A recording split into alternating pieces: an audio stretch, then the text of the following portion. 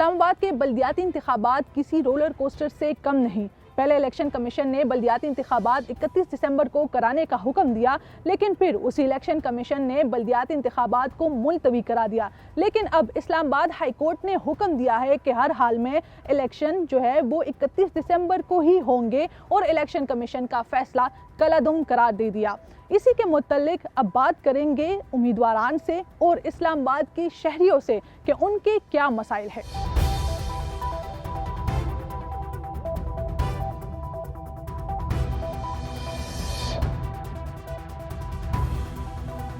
UC 81 के उम्मीदवार रियाज खान हमारे साथ मौजूद हैं। इनसे जानते हैं, क्योंकि इनकी भी इलेक्शन की तैयारी काफ़ी हद तक मुकम्मल हो गई थी। इनसे पूछते हैं कि आखिर इनका कितना नुकसान हुआ है। क्या कहेंगे आप इस पे, क्योंकि इलेक्शन तो मुलतवी हो गए हैं? असल में हम तो पूरी की पूरी तैयारी करके बैठे हुए थे और हुकूमत वक्त ने राय फरार इख्तियार की। देखें, बल्दियात इलेक्शन होना इस्लामाबाद के लिए बहुत ज़्यादा लाजमी है और सेक्टर्स की नुमाइंदगी हो जाती, पर हुकूमत ने हर चीज़ को साइड पे किया और लोगों का पैसा भी ज़ाया हुआ, लोगों की जो तैयारियां थी वो भी इन्होंने ज़ाया की। और शहरी चूँकि बड़े अरसे से बल्दियात इलेक्शन के इंतज़ार में थे, तो वो शहरी सख्त परेशान हैं।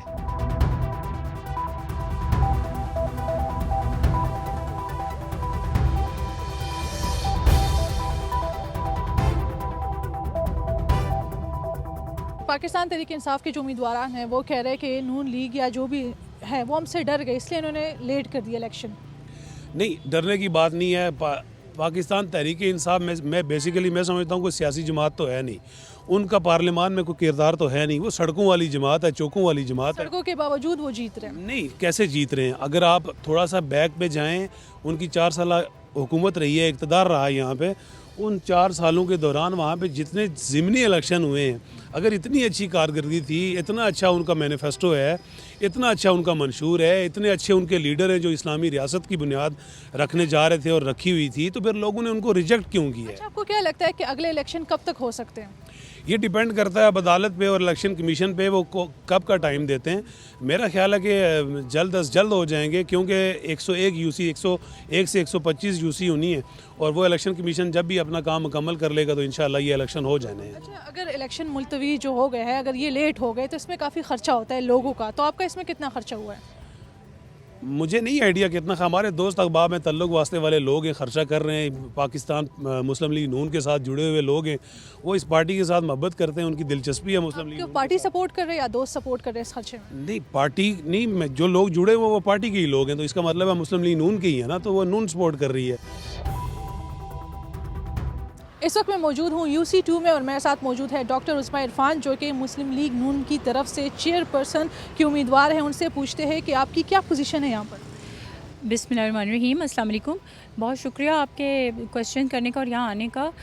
पोजीशन बहुत स्ट्रॉन्ग है, बहुत स्ट्रॉन्ग है। मैं बहुत कॉन्फिडेंट हूँ कि अल्हम्दुलिल्लाह वी विल विन इंशाल्लाह। कितने परसेंट चांसेस है आपके, अगर हम बात करें F6 F7 और UC 2 की जानिब से, कितने परसेंट चांसेस है आपके जीतने के? जिस तरह की पहले पोजीशन थी 20 डेज़ बैक और जिस तरह मैंने इसको टेकअप किया है, मैं 200% श्योर हूँ।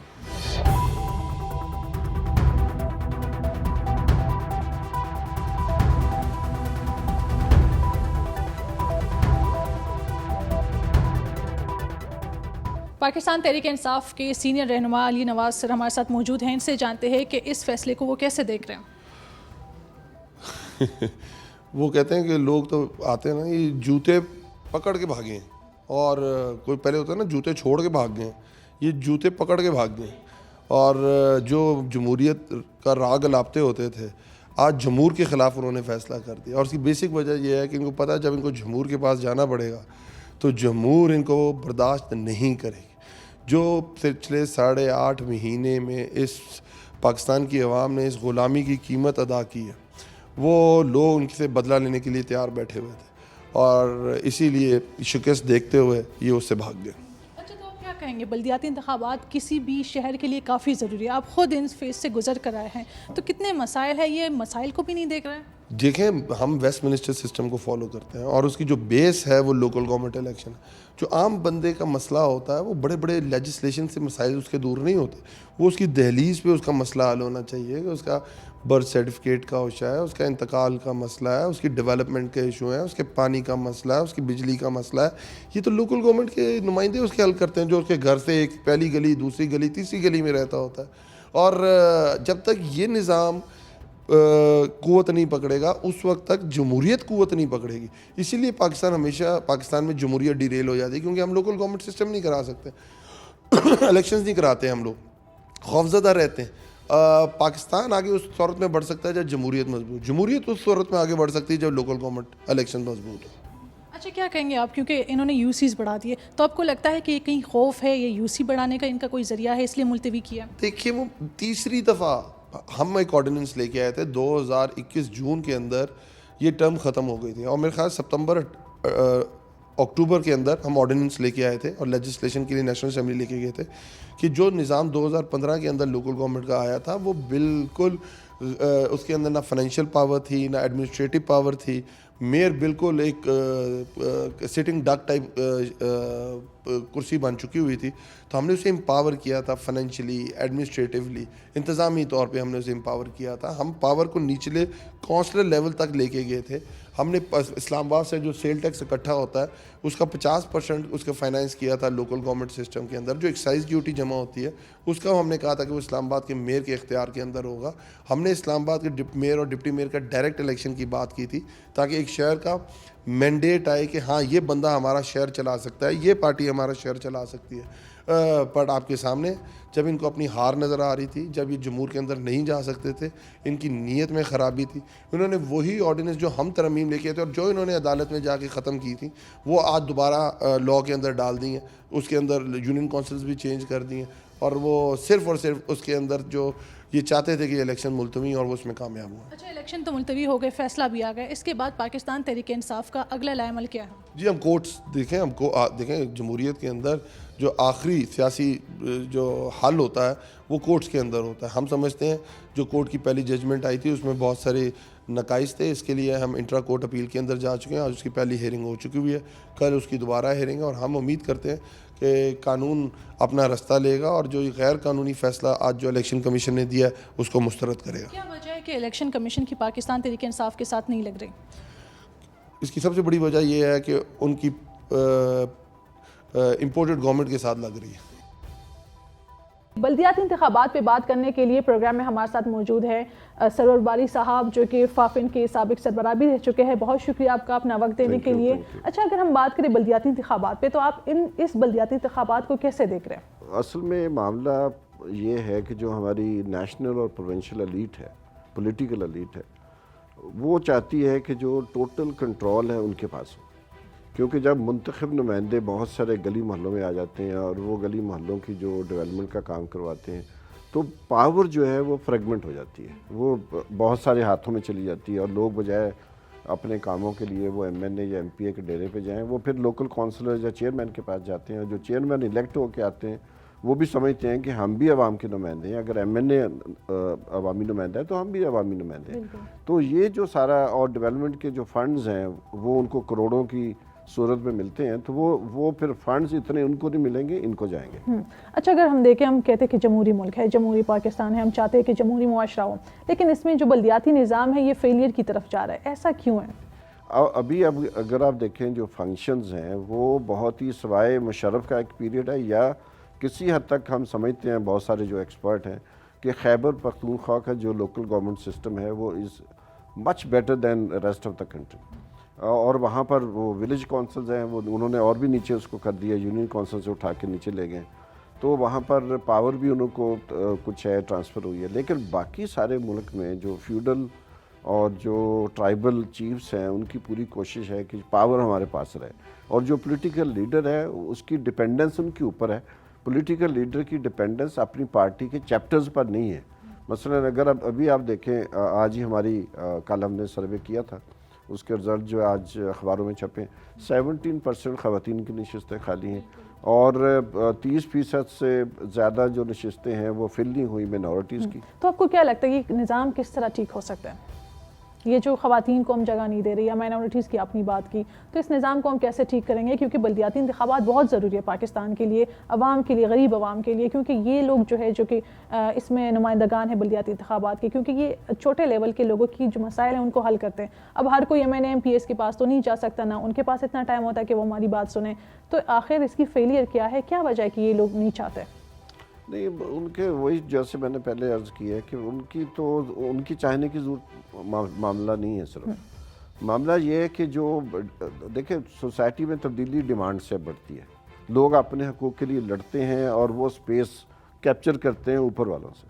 चाहे आप देखिए यूरोप के अंदर औरतों के पास वोट का हक नहीं था, मर्दों को हक दिया गया। रूसों ने कहा कि औरतें जो हैं, इवन जो अरिस्टोटल ने कहा कि जो ख़वातीन हैं इनकी अकल पूरी नहीं है, इसलिए इनको हम शहरी का दर्जा नहीं दे सकते। रूसों ने भी यही कहा। इसके बावजूद कि इतनी बड़ी यूरोप के अंदर मूवमेंट आई, लेकिन औरत को 1920 तक जो है वोट का हक नहीं था। स्विट्ज़रलैंड में तो 1970 की दहाई में वोट का हक मिला। तो जब हकूक़ आपको दिए जाते हैं, ऊपर से गिरते हैं, आप लड़के नहीं लेते, तो उसकी वैल्यू भी कम रहती है। तो एक तो ये ज़रूरी है कि पाकिस्तान में एक ये कल्चरल पॉलिटिकल रेवोल्यूशन जो है वो नहीं हो रहा, और जो हमारी पिछले 40 सालों से हमने देखा है कि जो ट्रेड यूनियंस हैं वो भी कमज़ोर हो गई हैं, सिविल सोसाइटी कमज़ोर हो गई है। NGOs को मैं सिविल सोसाइटी नहीं समझता हूँ, वो तो पैसे लेके काम करते हैं, ठीक है। अगर पैसे नहीं है, काम नहीं है। तो इसलिए एक बात तो ये है बुनियादी बात कि सिविल सोसाइटी को, लेबर मूवमेंट को मजबूत होना चाहिए। अच्छा, ये इन्होंने जो 101 से 125 सीटें इसमें इजाफा किया यूनियन काउंसिल में, तो आप इसको कैसे देख रहे हैं? क्या ये करना चाहिए था? ये मैं समझता हूँ कि ये PDM की जमातों की तरफ से इलेक्शंस को सैबोटाज करने की वजह है। क्योंकि जो हमने सर्वे किया, आज अखबारों में छपा है, और हम बहुत सारी जगहों पे गए हैं, यूनियन काउंसिल्स का टूर किया, PMLN के उम्मीदवार तो कंपेन ही नहीं कर रहे। अच्छा। क्योंकि शायद उनको यकीन है कि 125, ज़ाहिर है जब आप 101 को 125 करेंगे तो तमाम यूनियन काउंसिलें जहाँ पर लोग इलेक्शन लड़ रहे हैं, कंपेन कर रहे हैं, पैसा खर्च कर रहे हैं, अपना वक्त लगा रहे हैं लोगों तक, उनकी जो यूनियन काउंसिल है वो तो श्रिंक हो जाएगी ना, छोटी हो जाएगी। उनको अब ये नहीं पता कि मैं F10-3 में जाऊँ कंपेन करने के लिए या ना जाऊँ, क्योंकि उसको नहीं पता कि ये उठा के साथ वाली यूनियन काउंसिल में डाली जाएगी इधर। तो ये basically this was an attempt to sabotage the polling. अच्छा। कि इलेक्शन हो ही नहीं। और आपको मैं बताना चाहूँगा कि इस वक्त जो है 38% कैंडिडेट जो हैं वो PTI के हैं, और सारी जो PDM की जमातें मिलके जो उनके टोटल कैंडिडेट है वो 25% है। अच्छा। तो सबसे ज़्यादा उम्मीदवार जो नॉमिनेट किए हैं वो PTI ने किए हैं। PTI की कंपेन, जैसे पिछले 2 बाई इलेक्शंस हुए हैं बड़े पंजाब में, और फिर जो 7 दूसरे इलेक्शन हुए उसमें PTI भारी जो है मार्जिन से जीती है। तो लगता ये है कि इनको कराची और हैदराबाद और इस्लामाबाद में इनकी गालबन ये रीडिंग है कि PTI अगर विन करती है तो बेहतर है इलेक्शंस किसी बहाने से पोस्टपोन कर दीजिए। ठीक है सर, बहुत शुक्रिया, बहुत अच्छा लगा आपसे बात करके, और कोशिश हमारी यही होगी कि आपसे अगले प्रोग्राम में भी बात करें। लेकिन आपने जो बातें की, काफ़ी लोगों को इससे फ़ायदा पहुंचा होगा कि उनको पता चला होगा कि बल्दियाती इंतखाबात कितने ज़रूरी हैं। शुक्रिया सर। Thank you.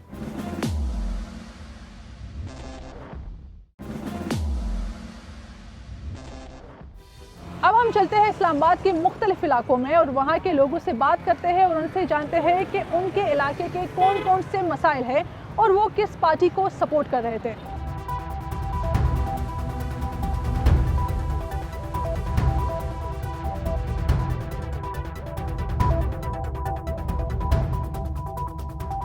इस वक्त मैं मौजूद हूँ कराल चौक UC 36 में। ये भी इस्लामाबाद का इलाका है। हमने आपको इस प्रोग्राम में इस्लामाबाद के मुख्तलिफ इलाके दिखाए जिसमें F7, F8, G9 इलाका आता है, जो कि काफ़ी पोश इलाके है और काफ़ी अच्छी हालत में भी है। लेकिन जो कराल चौक है इसकी हालत काफ़ी बुरी है और उन इलाकों से बिल्कुल उलट है। और यहाँ पर आप देख सकते हैं कि यहाँ पर जो रोड्स है, यहाँ पर जो सड़कें हैं वो नहीं बनी, जो यहाँ पर गलियाँ हैं उनकी हालत भी काफ़ी ख़राब है। और इसी के मुतालिक हम यहाँ के शहरी से बात करेंगे, यहाँ के लोगों से बात करेंगे कि वो क्या कहते हैं। क्या नाम है आपका? मोहम्मद इकबाल। आप किस पार्टी को सपोर्ट कर रहे हैं? हम इमरान खान को करेंगे। वजह क्या है? आप यहाँ पर हालत देख रहे हैं तो उनकी पहले यहाँ पर हुकूमत रह चुकी है, तो आप क्या कहेंगे इसमें? हुकूमत तो रह चुकी है, अभी देखें ना, जो इमरान खान है उसको तो नहीं ना पता कि गलियों में क्या हो रहा है क्या नहीं। वो तो शायद उन लोगों ने ग्रांट दी होगी, आगे जो बनाए या ना बनाए उनकी अपनी मर्जी है। ठीक है, हम जो मुल्क के हालात देख रहे हैं, जो तरीकाकार चल रहे हैं। ठीक है, लेकिन आपके अपने इलाके के क्या क्या मसाइल हैं? हमारे इलाके में ये है, यहाँ पर गैस आती थी तो अभी कोई दूसरा तीसरा दिन है, अभी जो है ना गैस रात को चली जाती है वक्ती, तो रात को 12 बजे 1 बजे तक आती है वापस।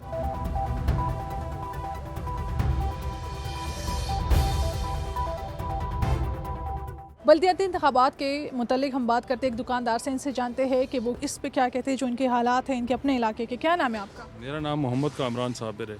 आप किस पार्टी को सपोर्ट कर रहे हैं? सपोर्ट तो मैं पीटीआई को कर रहा हूँ। तो आपको क्या लगता है जो आपके मोहल्ले के अपने हालात है, इसको आप कैसे देख रहे हैं कि ये वो ठीक करेंगे? कुछ कह नहीं सकते कि बड़ा टाइम हो गया, पिछली हुकूमत भी इनकी थी लेकिन अभी तक कोई रोडें देख लें, पानी नहीं है, गैस नहीं है इस एरिया में, मेन इशू है यहाँ पे। तो जब इन्होंने पिछली हुकूमत में भी कोई काम नहीं किया तो आपको क्या तवक्को है, क्या फिर करेंगे ये लोग? नहीं, पिछली हुकूमत में कुछ इन्होंने गलियाँ पक्की करवाई हैं बस, लेकिन मेन जो मकसद है इस इलाके का, जो पानी नहीं है और गैस नहीं है, बस गैस चली जाती है सर्दियों में और ये मेन मसले हैं यहाँ पे।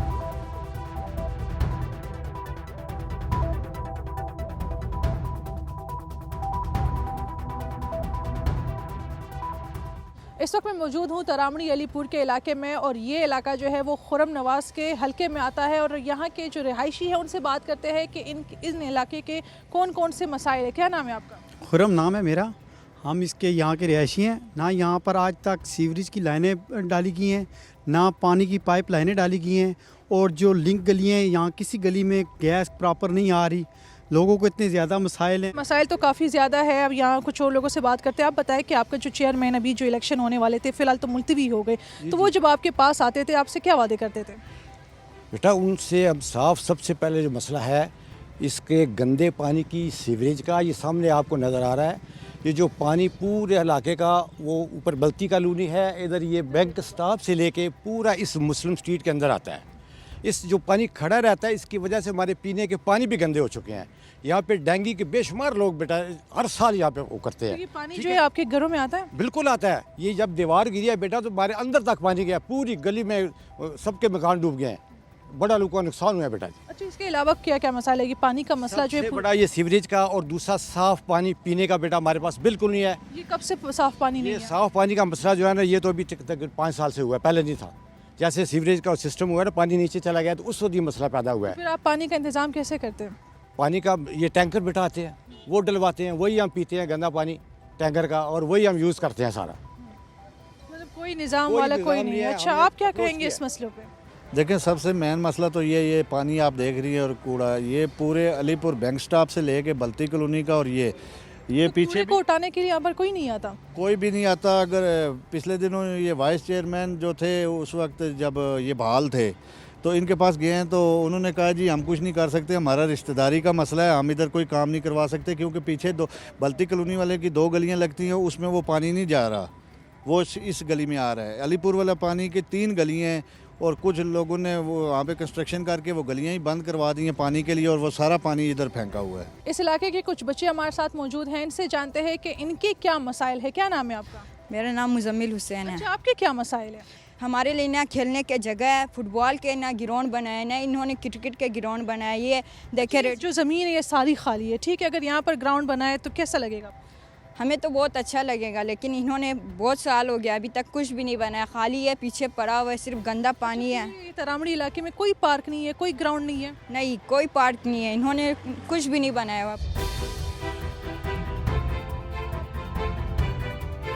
मैं इस वक्त जिस जगह पर मौजूद हूँ आपको लग रहा होगा कि शायद ये कोई ग्राउंड है जहाँ पर बच्चे क्रिकेट खेल रहे हैं, लेकिन असल में ये ग्राउंड नहीं है, बल्कि ये ज़मीन जो है वो हस्पताल के लिए मुख्तस की गई थी। 10 साल हो गए मगर यहाँ पर कोई हस्पताल नहीं बनाया गया है। इस वक्त मैं मौजूद हूँ तरामड़ी के इलाके में, और यहाँ पर कोई एक सरकारी हस्पताल भी नहीं है कि आवाम के लिए रिलीफ दिया जाए।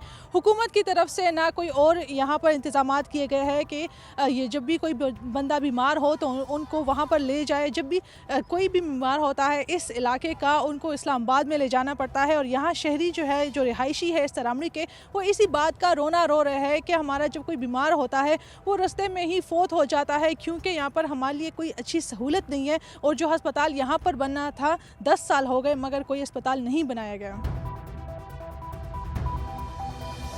ये अस्पताल है, ये तकरीबन 6 साल से ऐसे ही पड़ा हुआ है, दीवारें वगैरह बनी हुई है इसकी। गरीबों के लिए तो ये चाहिए ना, सरकारी अस्पताल बनना था यहाँ पर सरकारी अस्पताल बनना था, ये भी सऊदी अरब वालों ने कहा था। लेकिन यहाँ पे कोई बिल्कुल आता ही नहीं है। दीवारें भी लोग उठा कर ले गए हैं, यहाँ गेट भी ख़राब हो गए, देखभाल करने वाला कोई नहीं है। कोई भी नहीं है बिल्कुल। जो पहले बना है दीवारें वही बनी है, उसके अलावा यहाँ पे कुछ भी नहीं है। तो यहाँ पर वजह क्या है, अब तक क्या वजह है कि ये अस्पताल नहीं बन सका इन 7 सालों में? ये गवर्नमेंट नहीं ख्याल रखती ना, ये गवर्नमेंट ने बनाना है ना, गवर्नमेंट इसका बिल्कुल कोई ख्याल नहीं करती है। अगर हम ओवरऑल बात करें तो आपके इस इलाके में सेहत के लिए कोई और काम हुआ है? कोई छोटा अस्पताल, कोई डिस्पेंसरी, कुछ तो बनाया होगा? ये नादरा काफत बनाई यहाँ पे एक, इसके अलावा और कोई ख़ास काम नहीं हुआ है।